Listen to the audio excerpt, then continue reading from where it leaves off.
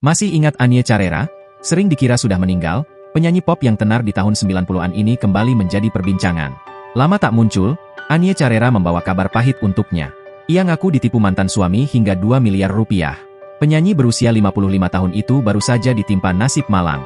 6 bulan menikah dengan Bono Prihandoko, 52, pernikahan Anie Carrera harus berakhir. Bukan hanya bercerai, Anie Carrera juga ditipu mantan suami hingga 2 miliar rupiah. Diketahui, dunia tarik suara memang tak bisa dipisahkan dari seorang Anie Carrera. Sepanjang karirnya di industri musik, lagu-lagu milik Anie Carrera bisa dibilang semuanya hits dan populer. Album Cintaku Tak Terbalas Waktu yang dirilis tahun 1996 mengantarkan nama Anie Carrera ke puncak karir. Berkat album ini, Anie Carrera tidak hanya melejit di Indonesia namun juga sangat populer di Malaysia. Wanita yang kini memutuskan berhijab ini terakhir merilis album berjudul Cintaku masih seperti yang dulu tahun 2001. Menilik perjalanan karir Anie Carrera, penyanyi 90-an ini diketahui juga aktif di dunia politik. Tercatat Anie Carrera 2 kali mencalonkan diri dalam kontestasi politik yakni Pilkada dan Pileg, meski keduanya gagal.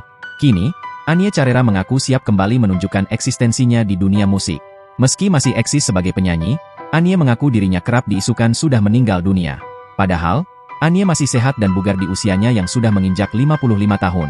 Selain itu, kabar meninggalnya Anie kerap muncul lantaran banyak orang yang salah mengira bahwa dirinya adalah Poppy Mercury, penyanyi top di tahun 80-an yang meninggal pada 1995 lalu.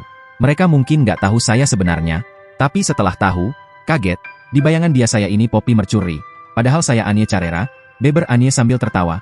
Anie Carrera adalah penyanyi pop yang dikenal di era 80 hingga 90-an. Sepanjang karirnya, ia merilis lebih dari 5 album dan lagu-lagunya sukses di pasaran. Download Tribun X sekarang, menghadirkan lokal menjadi Indonesia.